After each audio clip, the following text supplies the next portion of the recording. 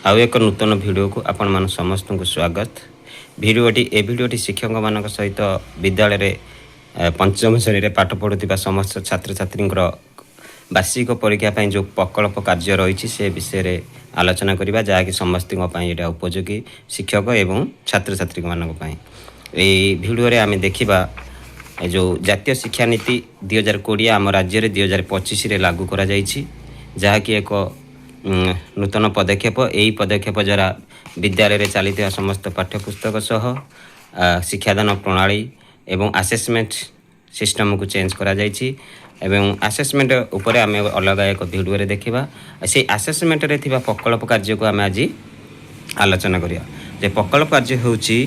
शिक्षार्थी निजे किंबा सांगमानक सहित मिसी प्राकृतिक परिवेश किंबा सामाजिक परिवेश रे संपादित करुथिबा एक कार्य जेउतरे कि शिक्षार्थीर अनुसंधान करिबा किंबा तथ्य संग्रह करिबा विश्लेषण करिबा एवं सृजनात्मक उपस्थापना आदि विषय रे सूचाई थाए जहाँकि आमर नूतन शिक्षा नीति रे जो पाठ्यक्रम रूपरेख रही से रूपरेख जमी आम गोटे नुआ प्रणाली शिक्षादान करवा पंचपदी बोली से पंचपदी मध्य अतिथि बोध अभ्यास प्रयोग एवं प्रसार से जो प्रयोग पर्याय अच्छी से प्रयोग पर्याय कौन करिलाटी ना शिखिथिबा ज्ञान को सामाजिक परिस्थिति रे प्रयोग करवा ही प्रकल्प कार्यर मूल लक्ष्य बा उद्देश्य। एबे आम आस से पंचम श्रेणी पई गणितर विषय आज कौन कौन प्रकल्प कार्य रही से विषय आलोचना करवा एवं प्रकल्प कार्य आम किपरि लेखिबा एवं सेगुड़िक विद्यालय किपरि आम सबमिट करवा से विषय आलोचना करवा। ये देखंतु प्रकल्प कार्य गणितर पंचम श्रेणी में 5टी दि जाइए। प्रथम गोटे कोणर विभिन्न प्रकार कोण विषय आलोचना करेंगे से डीएसएल काठी लगे से कोण गुड़िक लेखिबे एवं घरे जो प्रकार कोण गुड़िक लेखुंती तार एक तालिका प्रस्तुत करेंगे। से आउ गोटे अच्छी जो तेंतुली मंजी 12टी नहीं कि सेगुड़िक केमिति भाग करी भग्नाशर धारणा पाइबे। सेहीपरि आउ गोटे अच्छी आमर 1 ରୁ 40 संख्या ग्रिड करी सेथरे गुणनीयक धारणा सहित लसागु किपरि निर्णय करेंगे से गोटे प्रकल्प कार्य अच्छी। आउ गोटे अच्छी आमर जो विभिन्न प्रकार तथ्य को केंती आमे तथ्य विश्लेषण करवा डाटा संग्रह करवा से विषय गोटे अच्छी जमी गोटे पाखापाखि 5टी पड़िशा घर को जाई से मानकर सदस्य संख्या को आनी ताकू स्तंभ लेखरे प्रकाश करवा। आउ लास्ट पंचमटा अच्छी केमती आमे गोटे बापा बा माँ सहित बजार को जीवा एवं सेठारु 5टी जिनसर मूल्य एवं परिमाण बुझीबा एवं ताकू आनी आमे कौन करिया ना नहीं सारणी प्रस्तुत करवा एवं से जो सारणी करवा एवं सबुजाक मूल्य को आमे मोट मूल्य बा टंका पैसा हिसाब शिखिबा एवं परवर्ती समय आमे जो पिला प्रोजेक्ट सबमिट करेंगे सेगुड़ी किपरि आमे मूल्यांकन करवा वीडियो शेष में आमे से विषय आलोचना करवा। एबे आसंतु आमे से जो पंचम श्रेणी गणितर प्रकल्प कार्य विषय आलोचना करवा। एटा होची प्रकल्प कार्य आमर कवर पेज बा जो प्रथम पृष्ठा ये आम विद्यालय नाम लिखा प्रकल्प कार्य विषय गणित प्रसंग जमी आम जी 1 नंबर प्रकल्प कार्य नवा बेले विभिन्न प्रकार कोण तापर शिक्षार्थी नाम रोल नंबर श्रेणी आउ जो दिन से विद्यालय में दाखल करेंगे ये कार्यक्रम दाखल करने तारीख आमर हूँ फेब्रुआरी मास प्रथम सप्ताह या विद्यालय आम दाखल करवा। एबे जीवा गोटे गोटे प्रकल्प कार्य देखा। प्रकल्प कार्य जीवा पूर्व जमी आम प्रमाणपत्र लिखा जमी विभिन्न प्रकार प्रमाणपत्र पिलार इटा जो विषय शिक्षक अच्छा सी देवे। यापर है कृतज्ञता। कृतज्ञता माने यही जो पिलाटी जो प्रकल्प कार्य कला ये प्रकल्प कार्य श्रेणी शिक्षक को धन्यवाद दब कृतज्ञता जनइब एवं विद्यालय जो सांगसाथी अच्छा प्रधान शिक्षक अच्छा से धन्यवाद दब जोटा को आम आकनोलेजमेंट बोले कौचे आउे घर परिवार भाई भौणी सांगसाथी से सब कृतज्ञता जनाइबा। तापर घोषणा पत्र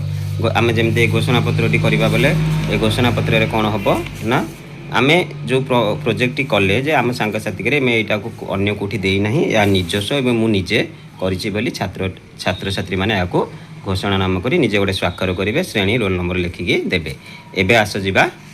गणितर थिबा प्रकल्प कार्य 1 को देख दि जाइए जो डीएसएल काठी रे अठा लगाई खाता ड्रॉइंग सीट कागज रे 6टी भिन्न भिन्न कोण अंकन करेंगे और प्रत्येक कोण को नामित करेंगे ଏବଂ କୋଣଗୁଡ଼ିକର ପ୍ରକାର ଭେଦ ଅନୁସାରେ ଯେମିତି ସୂକ୍ଷ୍ମ କୋଣ, ସ୍ଥୂଳ କୋଣ ଏବଂ ସମକୋଣ ପ୍ରତ୍ୟେକ କୋଣ ତଳେ ଲେଖିବେ ଏବଂ ନିଜ ଘରେ ପ୍ରତ୍ୟେକ କୋଣ ଦେଖାଯାଉଥିବା 2ଟି ଲେଖାଏଁ ଜିନିଷର ନାମ ଲେଖିବେ। ଏମିତି ଦେଖନ୍ତୁ ଏଇଠି ଆସିଲି କାଠି ନେବେ, ଅଠା ଲଗେଇକି ଏଇଟା ଗୋଟେ କୋଣ କରିବେ, ଇଏ ଗୋଟେ କୋଣ, ଏଇଭଳି 6ଟି କୋଣ କରିବେ। ସେ ତଳେ ଏମିତି ସୂକ୍ଷ୍ମ କୋଣ, ସମକୋଣ, ସ୍ଥୂଳ କୋଣ, ଏଇଟା ଗୋଟେ ସ୍ଥୂଳ କୋଣ, ସୂକ୍ଷ୍ମ କୋଣ ଏବଂ ସମକୋଣ, ଏଇଭଳିଆ ଗୋଟେ କୋଣ 6ଟି କାଠିରେ ଲଗେଇ ଡିଆସିଲି କାଠି ଲଗେଇ କରିବେ। ତାପରେ ଆମେ ସେଇ କୋଣ ଗୁଡ଼ିକ କେଉଁଠି ଆମେ ଦେଖୁଛେ ଘରେ, ନିଜ ଘର ପରିବେଶରେ ଥିବା ବିଭିନ୍ନ କୋଣର ଉଦାହରଣ। ଯେମିତି ସୂକ୍ଷ୍ମ କୋଣ କେଉଁଠି ଅଛି, ବାର୍ଥଡେ ଟୋପିର ଯେଉଁ କୋଣଟି ରହୁଛି, ପ୍ଲାୟର ଯେଉଁ ପ୍ଲାସର ଗୋଟେ କୋଣ ଆସୁଛି, କବାଟର କୋଣ,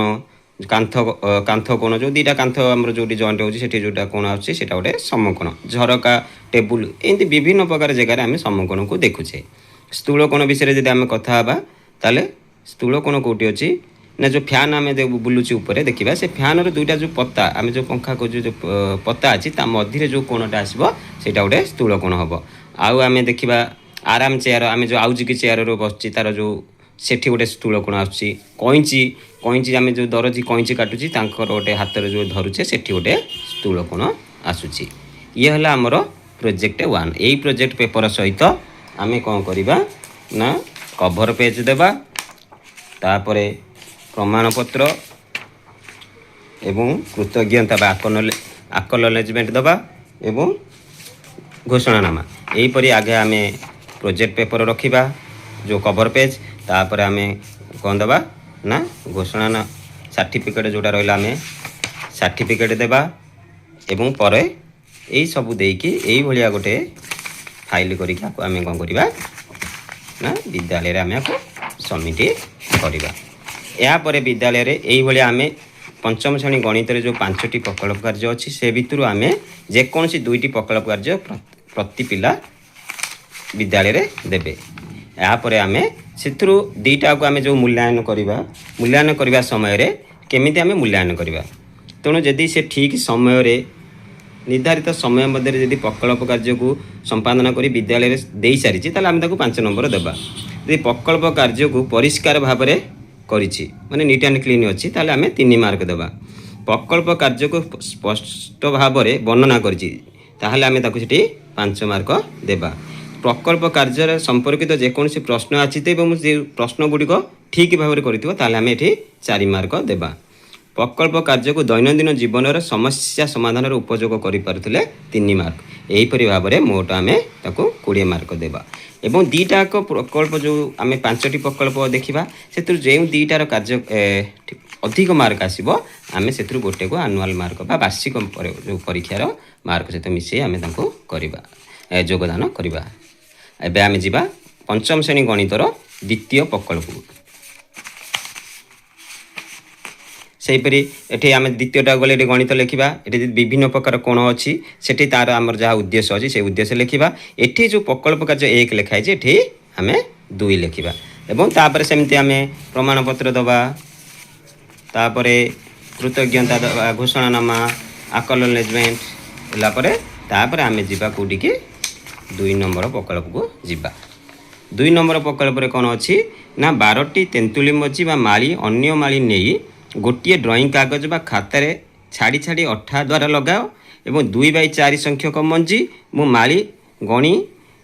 ସ୍କେଚ୍ ବା ରଙ୍ଗ ବ୍ୟବହାର କରି ତାକୁ ଗୋଲ ବୁଲାଇବେ। ସେହିପରି 1/4 ସଂଖ୍ୟାକୁ ଅନ୍ୟ ଏକ ଗୋଲ ଅନ୍ୟ ରଙ୍ଗରେ ବୁଲାଇବେ। 1/4 ଓ 2/4ରେ କେତୋଟି ମଞ୍ଜି ବା ମାଳି ରହିଲା ତାକୁ ଗଣି ତଳେ ଲେଖିବେ। ଏହିପରି ଦେଖ ଆମେ ତେନ୍ତୁଳି ମଞ୍ଜି ନେବା 3ଟା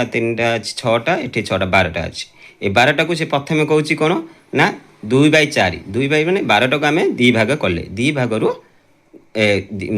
4 ଭାଗର ଅଛି ଦେଖ 3 3 3 3 4 ଭାଗ ଅଛି 4 ଭାଗରୁ 2 ଭାଗ ମାନେ 2/4 ତାହେଲେ ଏଇ ନାଲିଆଟାକୁ ଆମେ ଦେଲେ। ତା ପରବର୍ତ୍ତୀ ସମୟରେ କହିଛି କ'ଣ ନା ତାକୁ 4 ଭାଗ କରିବ 4 ଭାଗରୁ 1 ଭାଗ, ତେଣୁ 1 ଭାଗ 2 ଭାଗ 3 ଭାଗ 4 ଭାଗ 4 ଭାଗରୁ 1 ଭାଗ ହେଲା ଯେଉଁଟାକୁ ଅନ୍ୟ ଏକ କାଳିରେ ଆମେ ତାକୁ ସୂଚିତ କରିଛେ। ତେଣୁ ତାପରେ ଆମେ ଦେଖିବା 1/4 ମଞ୍ଜି ସଂଖ୍ୟା 1/4 କହିଲେ ଆମେ 4 ଭାଗରୁ 1 ଭାଗ ନେବା ମାନେ ଏଇ ଯେଉଁ ଛୋଟ ଭିତରଟା ଅଛି କେତେଟା ମଞ୍ଜି ଅଛି ନା 1 2 3 ସେଇଟା ଲେଖା ହେଲା 1/4 ମଞ୍ଜି ସଂଖ୍ୟା ହେଉଛି 3ଟି। ସେହିପରି 2/4 ବୋଲେ आम देखा दी भाग जो नालिया जी अच्छी केतटा अच्छी ना नाली 1 2 3 4 5 6 तेणु 2/4 मंजी संख्या हूँ 6टी यहीपरी 2 नंबर प्रकल्प कार्यटीए सैला तापर आम जा 3 नंबर को 3 नंबर प्रकल्प कार्यटा देखीदे 3 नंबर प्रकल्प कार्य कौन अच्छी ना 1 ठारू 40 पर्यंत संख्या को नहीं संख्या ग्रिड तैयारी कर 2 गुणितक उपरे नाली स्केच रंग देवा एवं 5 गुणितक उपरे कला स्केच रंग देवा जो संख्या उपरे उभय गोल रहिला सेही संख्या गुड़िक तले लिखा लिखिथिबा संख्या मध्यरु सबुठारु बृहत्तम संख्या को लेख एवं 2 और 5 सहित उक्त जो बृहत्तम संख्या कहली ना सेटा हूँ क्षुद्रतम संख्या आम जो तले लिखिचे जो उभय कलर रंग आसो तार क्षुद्रतम संख्याटा को लिखा एवं 2 और 5 सहित तार कौन संपर्क अच्छी तले आम सिद्धांत आकार लिखा ए देख जेपरी 1 रु 40 पर्यंत आम कौन कले 1 रु 40 पर्यंत आम गोटे संख्या ग्रिड कले तापर आम 2 गुणितक जमी किए से गुणितक हूँ 2 4 6 8 जो गुड़िक नाली आम सूचित करें 10 ये आम 40 पर्यंत नाली जो गुड़िक सूचित होती से 2 गुणितक आम जो कलाकारी जो सूचित करें से हूँ 5 गुणितक 5 10 15 20 ये अच्छी 25 30 35 40 ये गुड़िक हूँ कौन ना 5 गुणितक एवं आम जो उभय गोल थी संख्या गुड़िक किए अच्छी कौटी देखो ना 10 अच्छी 20 अच्छी 30 अच्छी 40 अच्छी एला 10 20 30 40 एमान ठारू सबुठारू क्षुद्रतम संख्या किए जो आमर उभय थे भितर क्षुद्रतम किए अच्छी 10 अच्छी ताहले सिद्धांत एथुरु मिलिला जे 10 हेउची 2 और 5 रो लघिष्ठ साधारण गुणितक बा लसागु 10 होउची 2 और 5 रो लसागु ये हला हमर कोन ना 3 नंबर प्रोजेक्ट सेही परि आमे बर्तमान 4 नंबर प्रोजेक्ट को जिबा 4 नंबर प्रोजेक्ट रे देखि दे ए भलिया एक एनालिसिस डाटा एनालिसिस करा जायछि आमे देखि देबा कोन अछि 4 नंबर प्रकल्प कार्यटी तुम घर पाखरे 5 जन पड़ोशी घर को जाई सेमानंकर परिवारर सदस्य संख्या पचारि बुझ सेही तथ्य को नहीं एक सारणी प्रस्तुत कर सबुठारु कम सदस्य परिवार को सूचित करुथिबा स्तंभरे नील रंग देबा एवं सबुठारु अधिक सदस्य थिबा स्तंभरे हलदिया रंग देबा एवं निजर परिवार बा तुम परिवार सूचित करुथिबा स्तंभरे लाली रंग देबा देखिबा एबे देखो आमे जिबा कोन ना आम निज घर धर निज घर बोले पिलाटीर घर होला उग्रेसन हियाल ए पिलार बापार तांको पाखापाखि तांकर पड़िसा जो माने थिबे देखो जेपरि एठी अछंती उग्रेसन निज घर केते अछंती ना 5 जन अछंती तांको पाखरे आ जण अछंती के से कार्तिक नागर तांकर 7 जन तांको पाखरे अछि विजय नाग 5 जन आनंद सगड़िया 6 जन शशिदेव सगड़िया 4 जन कमलकांत गरड़िया 6 जन एई भली आमे एक सारणी आगे जाईकी घर तांको आम पाखापाखि पड़िसा घर को जिबा तांको ठारू पिलामानक जो सदस्यों कथा बुझिकी आसवा तापर कौन करवा ना एपरी एक स्तंभ लेख करवा एबाटे आम कौन करवा सदस्य संख्या को रखा एवं एबाटे से घरर मुखिया को आम स्तंभ आकार नवा आमको कहला कौन ना जी निज परिवार को आम कौन करवा ना नाली रंगे दबा तेणु उग्रेसन हियाल जो निज से छात्रीटर बापा ना अच्छी तेणु सी घरे अच्छा केत जन ना 5 जन ये देख घरे केते अच्छे ना 5 जन तेणु नाली रंग है सबुठारु अधिक थिबा संख्या केते अच्छी सबुठारु अधिक सारणी किए अच्छी ना 7 हूँ कार कार्तिक नाग आम देखा ये कार्तिक नाग आम कौन करवा हलदिया रंग देवा आ सब जो नील रंग कही कौटी देवाक नील रंग हूँ सबुठारु कौन कम थिबा जो घरटी आम देखा सबुठु कम केते अच्छी सारणी भितर ना शशिदेव सगड़िया घरे 4 जन अच्छा आम से शशिदेव सगड़िया आम आम ये रंग दबा नील रंग दबा यहीपरि आमर 4 नंबर काम सरला